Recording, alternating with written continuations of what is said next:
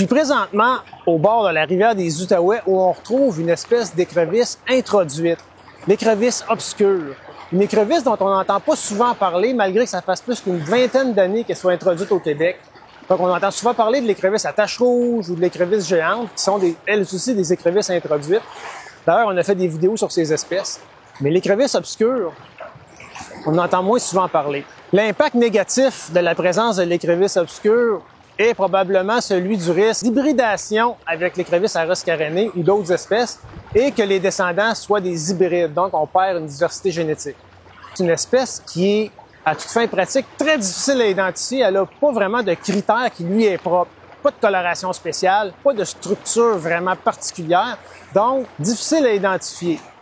En général, on la compare à l'écrevisse à rosque carénée qu'on retrouve au Québec qui est indigène et dont le rosque, comme son nom le dit, est caréné. Donc, il y a une carène, c'est-à-dire une ligne en relief au centre de son rosque, ce qu'il n'y a pas chez l'écrevisse obscure.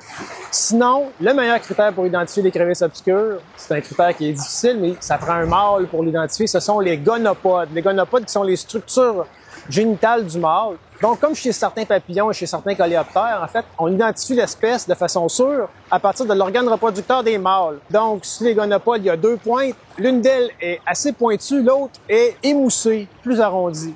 Donc, chez l'écrevisse à rosque caréné, les deux pointes sont pointues. Difficile. Donc, on pense que l'écrevisse obscure est sous-inventoriée parce que, justement, elle est difficile à identifier.